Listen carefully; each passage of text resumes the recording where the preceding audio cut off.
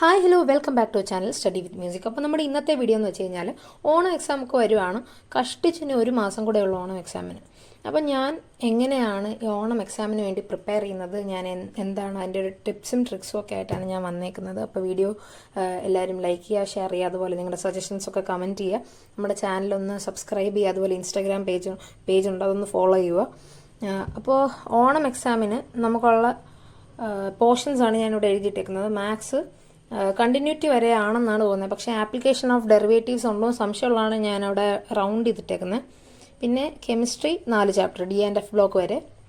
English 2 unit, അതായത് 8 chapters ഉണ്ട്. Hindi 5 chapters.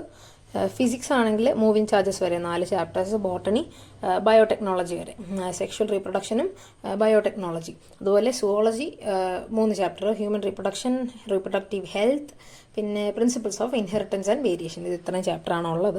ഇതിനകത്തിൽ എനിക്ക് ഏതാണ്ട് അറിയാവുന്ന ചാപ്റ്റേഴ്സ് എന്ന് പറഞ്ഞാൽ ഈ കഴിഞ്ഞ യൂണിറ്റ് ടെസ്റ്റ് ഉണ്ടായിരുന്നതുകൊണ്ട് മാത്സിൽ ഇപ്പോൾ പഠിപ്പിക്കുന്നിടം വരെ ഏതാണ്ടൊക്കെ അറിയാം കേട്ടോ. കണ്ടിന്യൂറ്റി വരെ ആയി, കണ്ടിന്യൂറ്റി സ്റ്റാർട്ട് ചെയ്തേ ഉള്ളൂ, അപ്പോൾ അവിടെ വരെ അറിയാം. അതുപോലെ കെമിസ്ട്രി ആണെങ്കിൽ എനിക്ക് ഇലക്ട്രോ കെമിസ്ട്രി ഇപ്പോഴും ഒരു സംശയമുണ്ട്. കെമിക്കൽ കൈനറ്റിക്സ് കുഴപ്പമില്ല, സൊല്യൂഷൻസ് അറിയാം. DF ബ്ലോക്ക് സ്കൂളിൽ പഠിപ്പിച്ചിട്ടില്ല, അതുപോലെ എക്സാമിനറിൽ എനിക്കത് പെൻഡിങ് ഉണ്ട്, അത് കാണണം. ഇംഗ്ലീഷ് ഫസ്റ്റ് സെക്കൻഡ് യൂണിറ്റ് കുഴപ്പമില്ല കേട്ടോ, ടെക്സ്റ്റ് വായിക്കണമെന്നേ ഉള്ളൂ. അല്ലാതെ കഥയാണെങ്കിലും സമ്മറി ആണെങ്കിലും ഏതാണ്ടൊക്കെ അറിയാം എല്ലാത്തിൻ്റെ. ഹിന്ദി ആണെങ്കിൽ അത് മേരെ ഭാരത് വാസിയും വരെ അറിയത്തുള്ളൂ. സുരീനാമെ പെഹ്ലാദിനും അതുപോലെ മേരെ ലാലും പഠിക്കാനുണ്ട്. സ്കൂളിൽ സുരീനാമെ പെഹ്ലാദിൻ കഴിഞ്ഞു. പിന്നെ ഫിസിക്സ് 3rd ചാപ്റ്റർ വരെയാണ് പഠിച്ചത്, അപ്പോൾ അതുവരെ ഏതാണ്ട് അറിയാം. അതുപോലെ മൂവിങ് ചാർജസ് ഇപ്പോൾ സ്കൂളിൽ സ്റ്റാർട്ട് ചെയ്തു, അതും പഠിപ്പിക്കുന്നതൊക്കെ ഏതാണ്ട് അറിയാം, എന്നാലും ഞാനത് ശരിക്കും നോക്കിയിട്ടില്ല. പിന്നെ ബോട്ടണി ആണെങ്കിൽ സെക്ഷൽ റീപ്രൊഡക്ഷൻ, ഫ്ലവറിങ് പ്ലാന്റ്സ് കഴിഞ്ഞ എക്സാമിന് പഠിച്ചുകൊണ്ട് ശരിക്കും അറിയാം. അതുപോലെ ബയോടെക്നോളജി സ്റ്റാർട്ട് ചെയ്തിട്ടുണ്ട്, അതും കുറച്ചറിയാം. പിന്നെ സുവോളജി എന്ന് പറയുമ്പം അത് ഈ 3 ചാപ്റ്റേഴ്സ് അറിയാൻ കേട്ടോ, ഏകദേശം അറിയാം. സുവോളജിയാണ് സത്യത്തിൽ ഞാൻ കഴിഞ്ഞ വർഷം എനിക്ക് സുവോളജി കണ്ടുകൂടായിരുന്നു, പക്ഷേ ഈ വട്ടം സുവോളജി ബോട്ടണിയൊക്കെ കുറച്ച് ഇൻട്രസ്റ്റിംഗ് ആണ്. അതേസമയം എനിക്ക് ഫിസിക്സ് ആയിരുന്നു ഏറ്റവും, കഴിഞ്ഞ വട്ടം ഫിസിക്സും കെമിസ്ട്രി ഒക്കെ ആയിരുന്നു കെമിസ്ട്രി താല്പര്യമില്ലായിരുന്നു, ഫിസിക്സും മാത്സും ഒക്കെ ആയിരുന്നു താല്പര്യം. പക്ഷേ ഫിസിക്സ് ഈ വട്ടത്തെ എനിക്ക് കുറച്ച് ബുദ്ധിമുട്ടായിട്ട് തോന്നുന്നുണ്ട്, ഒരു ഇൻട്രസ്റ്റ് ഇല്ലാത്തതുകൊണ്ട്. നമ്മൾ ഈ ആപ്ലിക്കേഷൻ ഉള്ള സൈസ് അല്ലാതെ ഈ ഡെയിലി ലൈഫിലെ കാര്യങ്ങളൊന്നും അല്ലാത്തതുകൊണ്ട് അങ്ങനെ റിലേറ്റ് ചെയ്യാൻ പറ്റുന്നില്ല. ഈ മാഗ്നറ്റിസം അതുപോലെ കറണ്ടൊക്കെ ആയതുകൊണ്ട് എനിക്ക് അത്ര അങ്ങോട്ട് ഇഷ്ടപ്പെടുന്നുമില്ല. അപ്പോൾ ഇനി നമുക്ക് ഏതാണ്ട് ഒരു മാസം ഉണ്ടെന്ന് പറയുമ്പോൾ സെപ്റ്റംബർ 2-നാണെന്നാണ് തോന്നുന്നത് സ്റ്റാർട്ട് ചെയ്യുന്നത്, 2 തൊട്ട് 12 വരെയും കണ്ട. അപ്പം എന്ന് പറയുമ്പോൾ കറക്റ്റ് ഇനി ഏതാണ്ട് ഒരു മാസം. നാളെ ഓഗസ്റ്റ് 1 ഞാനിപ്പോൾ വീഡിയോ എടുക്കുന്നത് ജൂലൈ 31 രാത്രിയാണ്. അപ്പം നാളെ ഓഗസ്റ്റ് 1 എന്ന് പറയുമ്പോൾ ഇനി ഏതാണ്ട് 31 ഉണ്ട്. 30 days or September, April, June, November, 31 ദിവസം കൂടെ ഉണ്ട് ഓഗസ്റ്റ് ആകുമ്പോൾ. ഇത് ഞാൻ കാണാൻ പഠിച്ചു വെച്ചേക്കാണ്. 30 days or September, April, June, November. കൊച്ചിലെങ്ങാണ്ട് പഠിച്ചാണ്, അതുകൊണ്ട് പെട്ടെന്ന് 31 ഡേയ്സ് ഉള്ള ഏതാണെന്ന് പെട്ടെന്ന് കണ്ടുപിടിക്കും. അപ്പോൾ ഓഗസ്റ്റ് 31 ദിവസം, 32 ദിവസം കൂട്ടിക്കോ. നമുക്ക് 2-ാം തീയതി എക്സാം ആണെങ്കിൽ 32 ദിവസം കൂട്ടിക്കോ. അപ്പോൾ ഈ 32 ദിവസം കൊണ്ട് നമുക്ക് പഠിക്കാൻ എത്ര? മാത്സിൽ 5 ചാപ്റ്റർ കൂട്ടിയാൽ മതി. 5, 9 ലാംഗ്വേജ് പോട്ടെ, 9, 4, 13, 15, 18 ചാപ്റ്റർ ഉണ്ട് ടോട്ടൽ. ലാംഗ്വേജ് നമുക്ക് കുഴപ്പമില്ലല്ലോ, വായിച്ചാണെങ്കിലും നോക്കാം. 18 ചാപ്റ്ററും 32 ദിവസം എന്ന് പറയുമ്പം ഇരട്ടിയെക്കാട്ടി കൂടുതലുണ്ട്. 18ൻ്റെ ഇരട്ടി എന്ന് പറയുമ്പോൾ 36 വരും. 36 ഇരട്ടിയെക്കാട്ടി കൂടുതലല്ല, ഇരട്ടിയെക്കാട്ടി കുറച്ചുകൂടെ കുറവാണ്. അപ്പോൾ നമ്മൾ ഒരു ദിവസം മിനിമം ഒരു 1.5 ചാപ്റ്ററിൽ 1 ചാപ്റ്റർ വെച്ച് പഠിച്ചാലും നമുക്ക് കുഴപ്പമില്ല, എത്തും. അപ്പോൾ ഇനി തൊട്ട്, അതായത് ഈ ഓഗസ്റ്റ് 1 തൊട്ട് 1 ചാപ്റ്റർ വെച്ചെങ്കിലും പഠിച്ചാൽ ശരിയാവും. എന്നാലും ഇതിനകത്ത് നിങ്ങൾക്ക് അറിയാവുന്ന ചാപ്റ്റേഴ്സ് ഒരുപാട് ഉണ്ടായിരിക്കുമല്ലോ. ഞാനിപ്പോൾ എൻ്റെ കാര്യം പറഞ്ഞതിനകത്ത് തന്നെ എനിക്കിവിടെ തീരെ അറിയാത്ത ചാപ്റ്റേഴ്സ് എന്ന് പറയുന്നത് DF ബ്ലോക്ക്, ഇലക്ട്രോ കെമിസ്ട്രി നോക്കണം, അപ്പോൾ 2 ആയി. പിന്നെ മേരെ ലാൽ, സുരീനാമെ പെഹ്ലാദിൻ, അത് കൂട്ടണ്ടല്ലോ, അത് പോട്ടെ. ഫിസിക്സ് ആണെങ്കിൽ മൂവിങ് ചാർജസ് നോക്കണം, 3. Botany, biotechnology 4. സുവോളജി ഇല്ല. പിന്നെ എനിക്ക് ഏതാണ്ട് ഇപ്പോൾ ഒരു 5 ചാപ്റ്റർ കൂട്ടിക്കോ. 5 ചാപ്റ്റർ പഠിക്കാനുള്ളതിലും എനിക്ക് ബാക്കി ഏതാണ്ടൊക്കെ കോൺസെപ്റ്റ് അറിയാമല്ലോ. അപ്പോൾ ഒന്നുകൂടെ റിവൈസ് ചെയ്ത് നോക്കിയാൽ മതി. അപ്പോൾ നിങ്ങൾക്കും പലർക്കും അങ്ങനെ ആയിരിക്കും, ഒന്നും അറിയാത്തവർ കുറവായിരിക്കും, വരണമെങ്കിലും എല്ലാവർക്കും അറിയാമായിരിക്കുമല്ലോ. അപ്പോൾ നാളെ തൊട്ട് മടി വിചാരിക്കാതെ സ്റ്റാർട്ട് ചെയ്യുവാണെങ്കിൽ നിങ്ങൾക്ക് ഓൺ എക്സാമിന് നല്ലൊരു സ്കോർ, അല്ലെങ്കിൽ ഫുൾ മാർക്ക് തന്നെ ഒരുപക്ഷെ മേടിക്കാൻ പറ്റും. അപ്പോൾ താമസിയാതെ തന്നെ സ്റ്റാർട്ട് ചെയ്യുക കേട്ടോ. അപ്പോൾ ഞാൻ ഇനി നാളെ തൊട്ട്, അതായത് 1-ാം തീയതി തൊട്ട് കറക്റ്റായിട്ട് ഓരോ ചാപ്റ്ററെങ്കിലും വീതം ഫിനിഷ് ചെയ്ത് പോകണം. അറിയാത്ത ചാപ്റ്റേഴ്സ് തുടക്കത്തിൽ അങ്ങ് എടുക്കാമെന്ന് വിചാരിക്കുന്നത്. പിന്നെ എനിക്ക് ടൈം കിട്ടുവാണെങ്കിൽ എനിക്ക് ഇഷ്ടംപോലെ ടൈമുണ്ട് സത്യം പറഞ്ഞാൽ. എനിക്ക് പിന്നെ റിവൈസ് ചെയ്യാം, അതുപോലെ നമുക്ക് ക്വസ്റ്റ്യൻസ് ചെയ്യാം. ഈ ഓൺ എക്സാം ആണെങ്കിലും ക്രിസ്മസ് എക്സാം ആണെങ്കിലും നമുക്ക് ഫൈനൽ എക്സാം പോലെയല്ല, കുറച്ച് പോർഷൻസ് മാത്രമുള്ളതുകൊണ്ട് എവിടെ നിന്നൊക്കെ വേണമെങ്കിൽ ക്വസ്റ്റ്യൻ വരാം, ഡിഫിക്കൽട്ടായിട്ടുള്ളത് വരാം, അല്ലാതൊക്കെ വരാം. അപ്പോൾ അതുകൊണ്ട് നമ്മൾ എല്ലാ ന്യൂക്കൻ കോർണറിൽ നിന്നും നമ്മൾ പഠിക്കണം. അപ്പോൾ അതുകൊണ്ട് ടെക്സ്റ്റ് വായിക്കാനുള്ള സമയമുണ്ട്. അതുകൊണ്ടാണ് ഞാൻ പറഞ്ഞത്, നമ്മളിപ്പോൾ വൈകിട്ട് രാവിലെ പഠിക്കാത്തവരാണെങ്കിൽ പോട്ടെ, വൈകിട്ട് നമ്മളിപ്പോൾ എങ്ങനെ പോയാലും ഒരു 5 മണിക്കുള്ളിൽ എല്ലാവരും വരും. പിന്നെ ട്യൂഷനുള്ളവരാണെങ്കിൽ ഒരു 6:30 അല്ലെ മാക്സിമം 7 പോട്ടെ. 7 തൊട്ട് ഒരു 9:30-10 വരെ ഇരുന്നാൽ തന്നെ മിനിമം ഒരു ചാപ്റ്ററെങ്കിലും ഫുള്ളായിട്ട് കംപ്ലീറ്റ് ചെയ്യാമെന്നാണ് എനിക്ക് തോന്നുന്നത്. അപ്പം പിന്നെ അതിൻ്റെ ക്വസ്റ്റ്യൻസ് ചെയ്യുകയാണെങ്കിൽ നമ്മളൊരു 1 മണിക്കൂർ കൂടി ഇരുന്നാൽ മതിയായിരിക്കും. അപ്പോൾ ഒരു ദിവസം കൊണ്ടൊരു ചാപ്റ്റർ എന്തായാലും അങ്ങനെ തീർക്കാം. അപ്പോൾ എല്ലാവരും അങ്ങനെ ശ്രമിച്ചു നോക്കും. ഞാൻ എന്തായാലും അങ്ങനെ ചെയ്യാമെന്നാണ് വിചാരിക്കുന്നത്. അതുപോലെ ഇപ്പോൾ കുറച്ചൊക്കെ പേര് ചോദിക്കുന്നതാണ് ഈ ഷോർട്ട് നോട്ടിൻ്റെ കാര്യം. ഞാൻ നേരത്തെ ഒരു വീഡിയോയിലാണെങ്കിൽ ഷോർട്ട് നോട്ട് ചെയ്യുന്നതിനെ പറ്റി പറഞ്ഞായിരുന്നു. അപ്പം +1 ഷോർട്ട് നോട്ട് ചോദിക്കുന്നവരുടെ അടുത്ത് ഈ അപ്ലോഡ് ചെയ്യാമെന്നൊക്കെ ചോദിക്കുന്നുണ്ട്. അപ്പോൾ അതിൻ്റെ കുഴപ്പമെന്ന് പറഞ്ഞാൽ എൻ്റെ കയ്യിലിപ്പോൾ ഷോർട്ട് നോട്ട്സ് എല്ലാം ഒന്നും ഇല്ല. അപ്പം എൻ്റെ കയ്യിൽ ഞാൻ കുറേ തപ്പി പിടിച്ചിട്ടാണ് ഇപ്പോൾ കെമിസ്ട്രി എടുത്തുകൊണ്ട് വന്നത്. കെമിസ്ട്രി മാത്രമേ ഉള്ളൂ, ബാക്കി ഞാൻ വേറെ പിള്ളേർക്ക് കൊടുത്തു. ഞാനങ്ങനെ കൈ വെക്കാറില്ല. ഞാൻ നോട്ട്ബുക്സ് ആണെങ്കിലും 10th ആണെങ്കിലും +1 എല്ലാം ചോദിക്കുന്നവർക്കും കൊടുക്കത്തേ ഉള്ളൂ. അപ്പോൾ ഇത് എൻ്റെ കയ്യിൽ ഇരുന്നതാണ്, ഇത് കൊടുക്കാൻ മറന്നുപോയതായിരിക്കും, ബാക്കിയെല്ലാം ഞാൻ കൊടുത്തു. അപ്പോൾ ഇതെന്ന് പറഞ്ഞാൽ സത്യത്തിൽ എനിക്ക് തോന്നുന്നു ഞാൻ ഇടുന്ന ഒരു ഷോർട്ട് നോട്ടിനെ കാട്ടിയും നിങ്ങൾ ചെയ്യുന്നതായിരിക്കും ഏറ്റവും നല്ലത്. കാരണം എന്നെ സംബന്ധിച്ചാണെങ്കിൽ, ഞാൻ എൻ്റെ കാര്യമാണ് പറയുന്നത്, എന്നെ സംബന്ധിച്ചാണ് എനിക്ക് വേറൊരാൾ എഴുതുന്ന നോട്ടിനെക്കാട്ടിലും എനിക്ക് ഞാൻ തന്നെ ചുരുക്കി എഴുതുന്നതാണ് എനിക്ക് താല്പര്യം, മനസ്സിലാവുന്നത്. അപ്പോൾ ഇതിൽ ഞാൻ ഷോർട്ടെന്ന് പറഞ്ഞാലും കുറച്ച് ലോങ് ആണ് കേട്ടോ. ഇതിൽ ഷോർട്ടായിട്ട് ഞാൻ എഴുതുന്നത് ഫിസിക്സൊക്കെ ആണെങ്കിൽ ഞാൻ ഈ ഒരു പേജ് തന്നെ 2ആയിട്ട് നടുക്കുടങ്ങ് എന്താ പറയുന്നത് വരയിട്ടങ്ങ് തിരിക്കും. എന്നിട്ട് ഈ സൈഡിൽ ഇങ്ങനെ ചെറുതായിട്ട് എഴുതുമ്പോൾ നമുക്ക് ഒരു ചാപ്റ്ററൊക്കെ എനിക്ക് 3 പേജ് അല്ലെ 2 പേജിനുള്ളിലൊക്കെ നിൽക്കും മാക്സിമം. അപ്പോൾ ഇതിപ്പം കുറച്ച് വലിയൊരു ചാപ്റ്റർ, നിങ്ങൾക്ക് അറിയാവുന്നതായിരിക്കും. സ്ട്രക്ചർ ഓഫ് ആറ്റം എന്ന് പറയുന്ന ചാപ്റ്റർ എന്ന് പറയുമ്പോൾ വലിയൊരു ചാപ്റ്ററാണ്.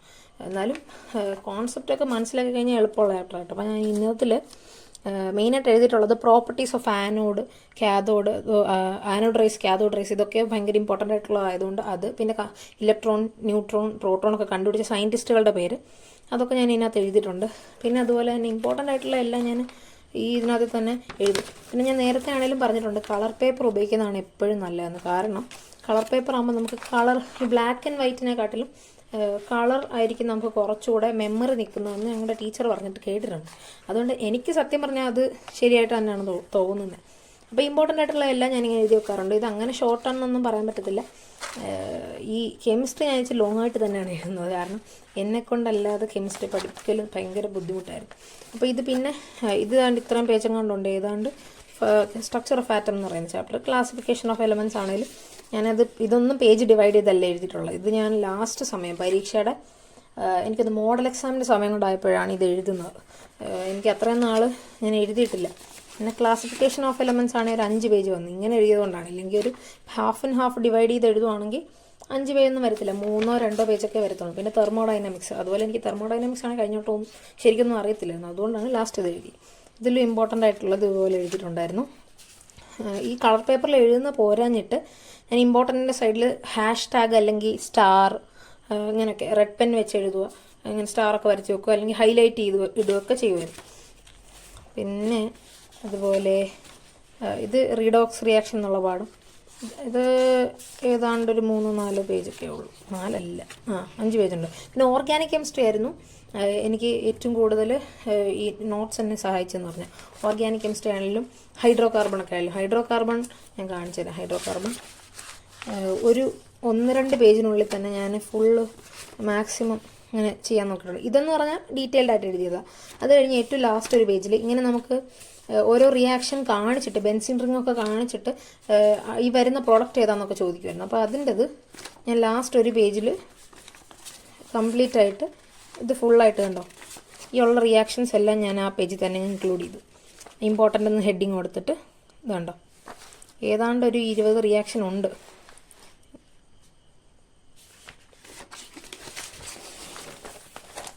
ആ 21 റിയാക്ഷൻ ഉണ്ട്. അപ്പോൾ അതത്രയും ഞാൻ ലാസ്റ്റ് അങ്ങ് എഴുതിയെടുക്കുമായിരുന്നു. അതിന് മുമ്പൊക്കെ ഞാൻ വുഡ്സ് റിയാക്ഷനെ പറ്റി, കോൾബ്സ് ഇലക്ട്രോളിസിസ്, അതൊക്കെ ഡീറ്റെയിൽഡ് ആയിട്ട് എഴുതിയിട്ടുണ്ട്. ആൽക്കൈൻസ്, ആൽക്കീൻസ് ഒക്കെ ഹെഡിങ് ഇട്ട് ഓരോന്നായിട്ടും എഴുതിയിട്ടുണ്ട്. അതുപോലെ ഇത് കണ്ടോ, ഈ പെട്ടെന്ന് ഓർമ്മ വരുന്നൊക്കെ ഈ സൈഡിലൊക്കെ എഴുതിയിടുന്നതാണ്. അപ്പോൾ ഇതെന്ന് പറഞ്ഞാൽ സത്യത്തിൽ ഒരു ഷോർട്ട് നോട്ടല്ല. ഈ കെമിസ്ട്രിയുടെ ഞാൻ ചെയ്തേക്കുന്നത്. കാരണം എനിക്ക് കെമിസ്ട്രി പഠിക്കാൻ ബുദ്ധിമുട്ടാണ്, ഞാൻ നേരത്തെ പറഞ്ഞിട്ടുണ്ട്. അപ്പോൾ കളർ പേപ്പറിൻ്റെ ഉപയോഗം ഉള്ളതുകൊണ്ട് പെട്ടെന്ന് കണ്ടാൽ ഇതാവാനും വേണ്ടിയിട്ടാണ് ഞാൻ ഇച്ചിരി വലുതായിട്ട് എഴുതിയിരിക്കുന്നത്. പക്ഷേ ഫിസിക്സൊക്കെ വെച്ച് നോക്കുവാണെങ്കിൽ ഫിസിക്സൊക്കെ ഇച്ചിരി വലിയ ചാപ്റ്റേഴ്സ് ആണെങ്കിലും എൻ്റെ നോട്ടെന്ന് പറയുന്നത് മാക്സിമം ഒരു 3-4 പേപ്പറൊക്കെ വരെ പോകത്തുള്ളൂ. കാരണം എന്നാൽ അതിനകത്ത് ഫുൾ ഉണ്ട് താനും. മറ്റേ മെക്കാനിക്കൽ പ്രോപ്പർട്ടീസ് ഓഫ് സോളിഡ്സ് ഒക്കെ എൻ്റെ 2 പേജേ ഉള്ളൂ ആകെ.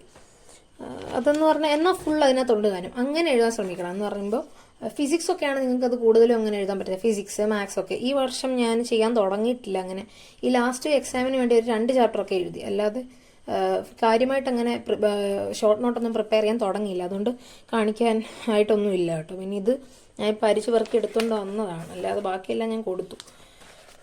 അപ്പോൾ ഇതെന്താണ് നിങ്ങൾ ചെയ്യേണ്ടതെന്ന് വെച്ച് കഴിഞ്ഞാൽ, നിങ്ങൾക്ക് ഇതുപോലെ തിയറിയൊക്കെ ഇങ്ങനെ ഓരോ പേപ്പറിലായിട്ട് ഇങ്ങനെ പകുതി ഡിവൈഡ് ചെയ്ത് എഴുതാം. അല്ലെങ്കിൽ നിങ്ങൾക്ക് താല്പര്യമുള്ളോട്ട് എങ്ങനെയാണെന്ന് വെച്ചാൽ എഴുതാം. അവസാനം എനിക്ക് തോന്നുന്നു ഏറ്റവും ലാസ്റ്റ് ഒരു പേജിൽ ഈ തിയറി എല്ലാം എഴുതി കഴിഞ്ഞ ഒരു പേജിനകത്ത് നിങ്ങൾ ഇതുപോലെ ഈ കാര്യം പറഞ്ഞോട്ട് കുറേ ഇക്വേഷൻസ് അല്ലെങ്കിൽ ഇതുപോലെ കോൺസ്റ്റൻറ്റിൻ്റെ ഒക്കെ വാല്യൂസ് ഒക്കെ ഉണ്ടല്ലോ, അതൊക്കെ എഴുതിയിട്ട് കഴിഞ്ഞാൽ നല്ലതായിരിക്കും. ഇത് പിന്നെ എൻ്റെ ഷോർട്ട് നോട്ട്സ് അപ്ലോഡ് ചെയ്യാനൊക്കെ പറയുന്നവരുടെ അടുത്ത് സോറി, എന്താണെന്ന് വെച്ചാൽ എൻ്റെ സമയം ഒരുപാട് പോകും ഇങ്ങനെ അപ്ലോഡ് ചെയ്യാൻ നിന്ന് കഴിഞ്ഞാൽ. ഈ ഓരോ പേജും ഇങ്ങനെ എടുത്തെടുത്തിട്ടുണ്ട്. കെമിസ്ട്രി മാത്രം എൻ്റെ കയ്യിൽ ഉള്ളെങ്കിൽ കെമിസ്ട്രി തന്നെ ഇഷ്ടം പോലെ ഉണ്ട്. ഷോർട്ടെന്ന് പറഞ്ഞാലും കുറച്ച് ലോങ്ങാണ്. അപ്പോൾ ബാക്കിയൊന്നും എൻ്റെ കയ്യിൽ ഇല്ല താനും. അപ്പോൾ ഇത് അപ്ലോഡ് ചെയ്യാൻ നിന്ന് കഴിഞ്ഞാൽ ഒരുപാട് സമയം പോകും. പിന്നെ ഞാൻ അങ്ങനെ നോട്ടാർക്കും കൊടുത്തിട്ടുമില്ല ഇതുവരെ ഓൺലൈനൊന്നും വഴി. അപ്പോൾ ഈ വർഷം ഞാൻ ചെയ്ത ഷോർട്ട് നോട്ടിൽ ഒരെണ്ണമെന്ന് പറഞ്ഞാൽ കെമിസ്ട്രിയുടെ ഇലക്ട്രോ കെമിസ്ട്രി ചെയ്തായിരുന്നു. അപ്പോൾ എനിക്കാണെങ്കിലും ഞാൻ കമൻറ്റിലും കണ്ടു ബുദ്ധിമുട്ടായിട്ട് തോന്നിയിട്ടുള്ള ഇലക്ട്രോ കെമിസ്ട്രിയാണ്. അപ്പം അതിൻ്റെ ഞാൻ ചെയ്തതെന്ന് പറഞ്ഞാൽ ഇങ്ങനെ എല്ലാ ഇമ്പോർട്ടൻറ്റ് പോയിൻറ്റ്സും കൂടെ ഒരു നോട്ടിൽ തന്നെ ഏതാണ്ട് ഒരു 4 പേജ് എന്തോ ഉള്ളൂ, അത്രയുള്ള ഒരു നോട്ടിൽ തന്നെ ആക്കി വെക്കും. ഞാൻ സ്ലോ ആയിട്ട് കാണിച്ചു തരാം. നിങ്ങൾക്ക് ഇൻ കേസ് വേണമെന്നുണ്ടെങ്കിൽ സ്ക്രീൻഷോട്ട് ചെയ്തെടുത്തോ കേട്ടോ. എനിക്കങ്ങനെ അപ്ലോഡ് ചെയ്യാൻ ടൈം ഒരുപാട് എടുക്കുന്നുണ്ട്. നിങ്ങൾക്ക് വേണമെങ്കിൽ കണ്ടുപോകുന്നതിൻ്റെ ഇടയ്ക്ക് തന്നെ സ്ക്രീൻഷോട്ട് ചെയ്തോ. ഞാൻ സ്ലോ ആയിട്ട് തിരിച്ച് കാണിക്കാം. പിന്നെ അതുപോലെ എഴുതുമ്പോൾ തന്നെ ഇങ്ങനെ ഹൈലൈറ്റൊക്കെ ചെയ്തു പോകും. ഹൈലൈറ്റർ ഒരുപാടാവാതിരിക്കാൻ വേണ്ടിയിട്ട് ഞാൻ ഈ എന്തോ പറയുന്നത് ക്രയോൺസ് ഒക്കെ ഇല്ലേ, ക്രയോൺസ് ആണെങ്കിലും പെൻസിൽ കളേഴ്സൊക്കെ ആണെങ്കിലും വെച്ച് ഇങ്ങനെ ബബിൾസൊക്കെ ആക്കിയിട്ട് സ്കെച്ച് വെച്ച് ഇങ്ങനെ ഔട്ട്ലൈൻ കൊടുത്തിട്ട് ബബിൾസൊക്കെ ആക്കി അതിനകത്ത് ഇങ്ങനെ കളർ ചെയ്ത് വെക്കും. അങ്ങനെ പ്രൊജക്റ്റ് ചെയ്ത് നിൽക്കാൻ വേണ്ടിയിട്ട്. അപ്പോൾ നമുക്ക് പെട്ടെന്ന് എടുത്ത് നോക്കുമ്പോൾ നമ്മൾ അങ്ങോട്ട് നോക്കും പെട്ടെന്ന്.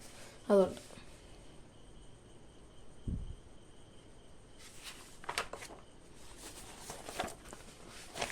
പിന്നെ അതിൻ്റെ ഇടയ്ക്ക് വേണമെങ്കിൽ നിങ്ങൾക്ക് സ്റ്റിക്കി നോട്ട്സൊക്കെ വേണമെങ്കിൽ ഉപയോഗിക്കാം. അതും ഇങ്ങനെ പ്രൊജക്റ്റ് ചെയ്ത് നിൽക്കുന്നതുകൊണ്ട് പെട്ടെന്ന് ശ്രദ്ധ പോകുന്ന രീതിയിൽ ഉള്ള ഇതിന് വേണ്ടിയിട്ടാണ് ഈ ഇതിട്ടേക്കുന്നത്, ഈ കളർ സ്പെഷ്യലായിട്ട് കൊടുത്തേക്കുന്നത്.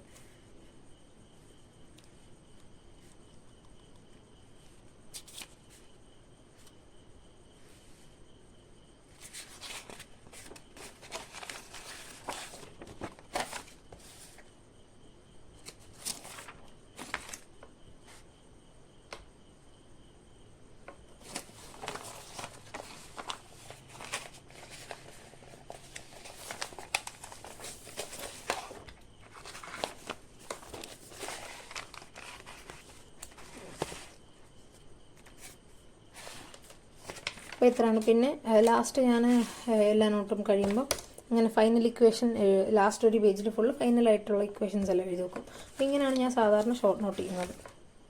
വീഡിയോ കുറച്ച് നീണ്ടു പോയിട്ടുണ്ടായിരിക്കും.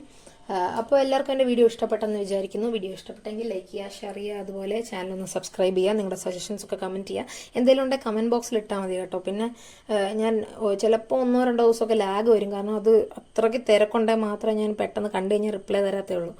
എന്നാലും ഞാൻ മാക്സിമം എല്ലാ കമൻറ്റിനും റിപ്ലൈ കൊടുക്കുന്നുണ്ട്. പിന്നെ പറയാനുള്ള ഒരു കാര്യം എന്ന് വെച്ചാൽ, നിങ്ങളൊരു കമൻറ്റ് ഇട്ടു, അതിൻ്റെ താഴെ ഞാൻ റിപ്ലൈ ഇട്ട് കഴിഞ്ഞ് വരുന്ന റിപ്ലൈ എനിക്ക് അങ്ങനെ നോട്ടിഫിക്കേഷൻ വരാറില്ല കേട്ടോ. ഞാൻ പറഞ്ഞിട്ടുണ്ട് യൂട്യൂബ് സ്റ്റുഡിയോയിലാണ് എനിക്ക് കമൻസ് ഒക്കെ വരുന്നത്. ഞാൻ യൂട്യൂബിൻ്റെ ഇൻസ്റ്റഗ്രാമിൻ്റെ ഒക്കെ നോട്ടിഫിക്കേഷൻ ടേൺ ഓഫ് ചെയ്തിട്ടേക്കുവാണ്.